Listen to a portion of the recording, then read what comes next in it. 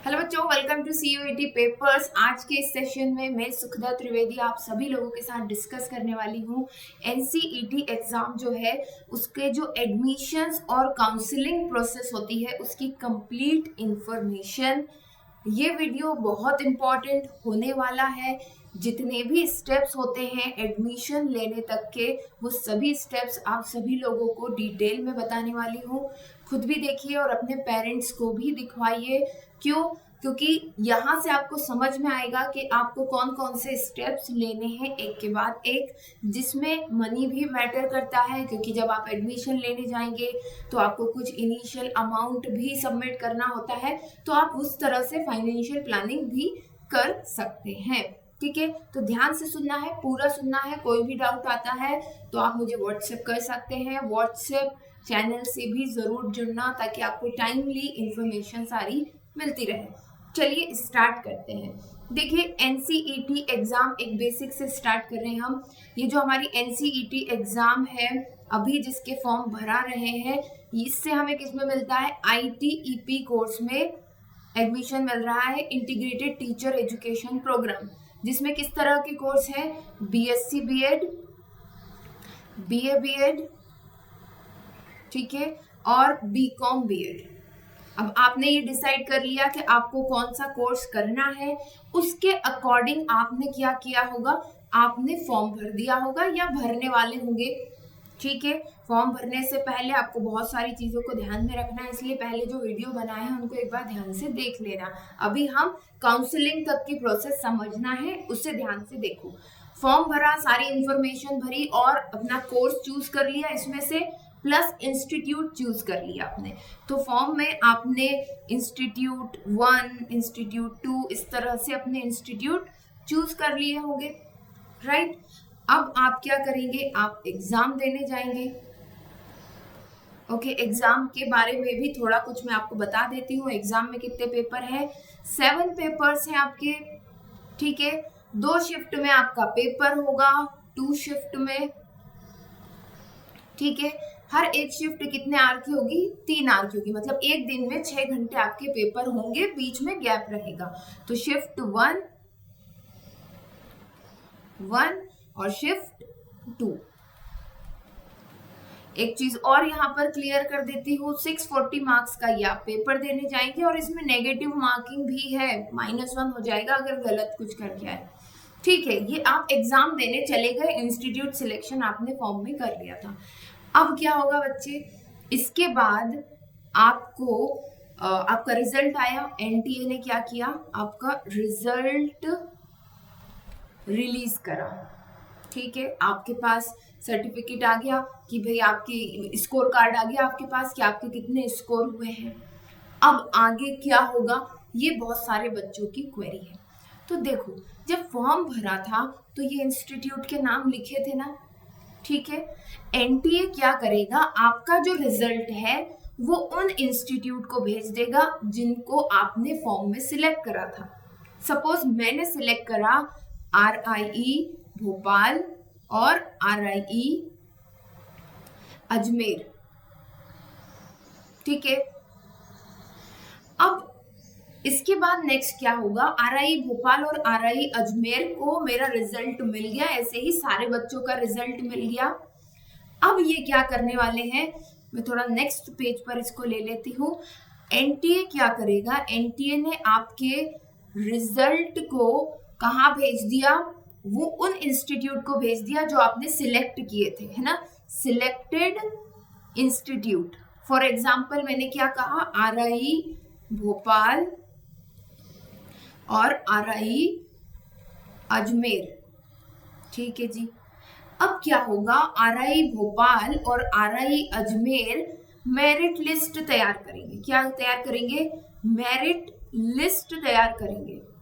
ठीक है, merit list तैयार करने के बाद वो अपनी वेबसाइट पर, ध्यान से सुनना, अपनी वेबसाइट पर इसको पब्लिश करेंगे कि भाई हमारे यहाँ ये लोग मेरिट में आए हैं। वेबसाइट पे पब्लिश के साथ वो आपको क्या दे देंगे? एक डेट देंगे। ठीक, सपोज आपको दे दिया 5 जुलाई,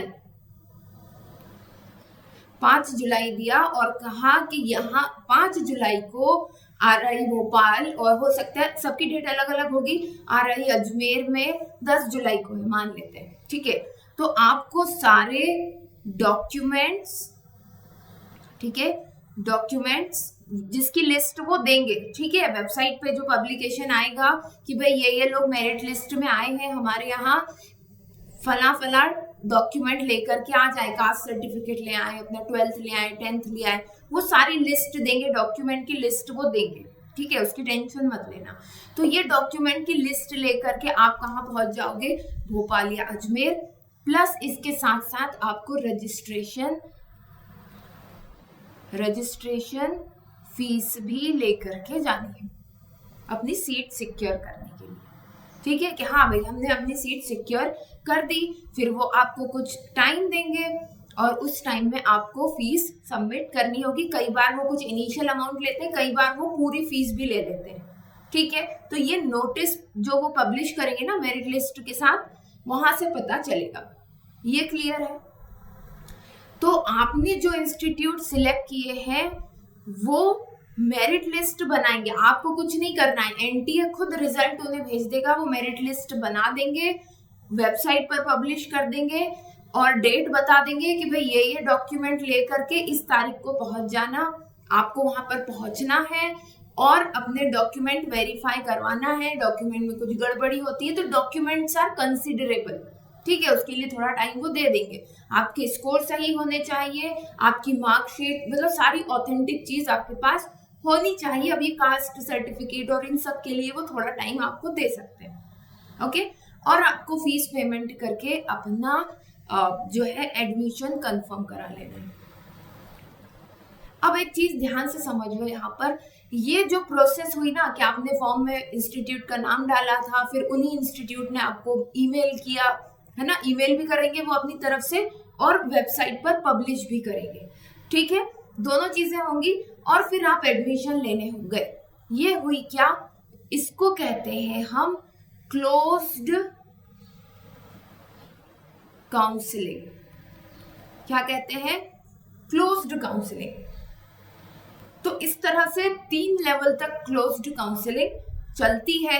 उसके बाद भी अगर कोई सीट खाली रह जाती है तो फिर 4th लेवल पर वो ओपन काउंसलिंग करते हैं। अब ये ओपन काउंसलिंग क्या है वो समझते हैं, ठीक है। तो मेजॉरिटी ऑफ इंस्टीट्यूट तो क्लोज्ड काउंसलिंग करेंगे, जिन लोगों ने नाम सिलेक्ट किया था उन्हीं को वो ईमेल करेंगे, उन्हीं में से मेरिट निकालेंगे। सीट खाली रह जाएगी तो लास्ट में ओपन काउंसलिंग करेंगे। बट कुछ इंस्टीट्यूट ऐसे होते हैं जो ओपन, शुरू से ही ओपन काउंसलिंग करवाते हैं। ओपन काउंसलिंग में क्या होता है, देखिए क्या होगा कि आपने एग्जाम दिया एनसीईटी का, आपके पास आ गया स्कोर कार्ड, ठीक है, ये है आपका स्कोर कार्ड। अब मान लेते हैं कि कोई एक इंस्टीट्यूट है XYZ, क्योंकि अभी हमें पता तो है नहीं कि कौन क्लोज्ड करेगा कौन ओपन करेगा, है ना। XYZ इंस्टीट्यूट है। जब एनसीईटी का रिजल्ट अनाउंस हो गया तो XYZ इंस्टीट्यूट अपनी वेबसाइट पर क्या करेगा, एक नोटिस निकालेगा, ठीक, नोटिस निकालेगा। नोटिस में वो बताएगा कि भाई हमारा इंस्टीट्यूट BA BEd के लिए या BCom BEd जो भी है ना, BSc BEd के लिए ओपन काउंसलिंग करा रहा है, ओपन काउंसलिंग करवा रहा है। जो भी इंटरेस्टेड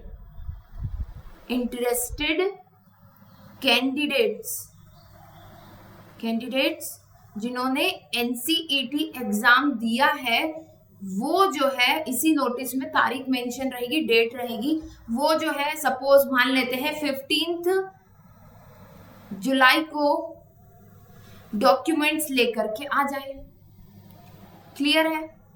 क्या बोलेंगे वो, एक नोटिस में वो ये कहेंगे कि डॉक्यूमेंट्स लेकर के, ठीक है, डॉक्यूमेंट की लिस्ट वो दे देंगे कि ये डॉक्यूमेंट लेकर के प्लस फीस लेकर के आप जो है 5 तारीख को या 15 तारीख को, इमेजिनरी है ये, मान लेते 15 जुलाई को, ये सब मैं इमेजिनरी बता रही हूँ तारीख, ये मत समझ लेना कि किसी इंस्टीट्यूट में एडमिशन चल रहा है, ठीक है, ध्यान से सुनो। इसीलिए 15 जुलाई को बेटा आ जाना, वहां पर जितने भी लोग पहुंचेंगे, ठीक है, इनका देखो एक रजिस्ट्रेशन फॉर्म भी होता है जो ये वेबसाइट पर ही देते हैं, उस फॉर्म को लेकर के आपको वहां जाना होता है ओपन काउंसलिंग में। तो क्या मतलब हुआ कि आपने इंस्टीट्यूट का नाम फॉर्म में भरा था या नहीं भरा था वो मैटर नहीं करता है। एनसीईटी एग्जाम दी थी, पास कर ली है, एनसीईटी स्कोर कार्ड है, अगर ले करके इंस्टीट्यूट पहुंच जाओ, जो डेट उन्होंने दी है वहां पर पहुंच जाओ, फीस लेकर के जाओ, वहां पर एट टाइम पहले आवत पहले पावत वाला हिसाब हो जाएगा, जो पहले आएगा उसको पहले सीट मिल जाएगी, जो पहुंचा, ठीक है, उनकी मेरिट लिस्ट वो बना देंगे वहां पर, ठीक, वो जो at a time merit list बन जाएगी, जितने लोग उस समय पहुंचे उनको एडमिशन मिल जाएगा मेरिट के अकॉर्डिंग। ये मैटर नहीं करता फिर कि पूरे एनसीईटी में जितने बच्चे बैठे थे उनमें से आपका कौन सा नंबर है, वहां कितने पहुंचे उनमें से आपका कितना नंबर है, उनके पास कितनी सीट है, उसके अकॉर्डिंग एडमिशन हो जाएगा। क्लियर है ये बात? बट जनरली जो ओपन काउंसलिंग करवाते हैं उनकी फीस थोड़ी ज्यादा हाई होती है, ये हमने देखा है, ठीक, क्योंकि पिछले साल से हम लोग इसको पूरा कवर कर रहे हैं, इसलिए मैं ये आपको बता रही हूँ। क्लियर है? तो ये 2 तरीके से बेटा एडमिशन तक आप पहुंचोगे, ठीक। तो एक मेरी आप सभी लोगों से रिक्वेस्ट ये रहेगी कि जैसे ही आपका एग्जाम हो जाता है ना, देखो सबके घर में फाइनेंशियल कंडीशन अलग अलग रहती है, तो आप ये सोचोगे कि जब मेरा नाम आ जाएगा और फिर मैं एडमिशन लेने जाऊंगा तो बहुत ज्यादा समय नहीं मिलता है, ज्यादा से ज्यादा 1 सप्ताह का समय वो देते हैं काउंसलिंग में पहुंचने के लिए, ठीक है। तो जब एग्जाम हो जाता है उसके बाद अपने घर वालों को ये चीज कन्वे कर दो कि पापा मम्मी जब भी अभी रिजल्ट आ जाएगा, ठीक है, जुलाई में रिजल्ट आ जाएगा जो है, उस समय हमें at a time fees submit करनी पड़ेगी, तो वो अपने हिसाब से फिर मैनेज कर लेंगे। ओके, ये ज्यादा इंपॉर्टेंट है क्योंकि कई बार क्या होता है ना, फाइनेंशियल प्रॉब्लम देखो हर किसी के घर में होती है, नहीं हो पाता अरेंजमेंट एट ए टाइम, तो इसलिए पहले से ये चीज आपको क्लियर होनी चाहिए कि हाँ ये प्रोसीजर रहेगा और हमें जुलाई में जो है इतनी फीस की जरूरत पड़ेगी। ओके, मेजॉरिटी ऑफ इंस्टीट्यूट में जो रजिस्ट्रेशन या काउंसलिंग के टाइम पर जो फीस होती है वो 10,000 होती है, कुछ बोलते हैं कि पूरे सेमेस्टर की फीस जमा करनी है। ओके, बट हाँ ये है कि आपको काउंसलिंग के टाइम पर 10,000 तक या उससे अबव अमाउंट जमा करना पड़ेगा। ओके, फिर वो इंस्टीट्यूट पर डिपेंड करता है। तो आई होप ये सारी जानकारी आप सभी लोगों को क्लियर होगी कि कैसे एडमिशन प्रोसीजर होता है। उसके बाद भी अगर कोई डाउट है तो फिर वही कमेंट बॉक्स, व्हाट्सएप पर मुझे कांटेक्ट कर सकते हो, ठीक है। चलिए फिर नेक्स्ट वीडियो में मिलते हैं, तब तक के लिए best of luck and bye.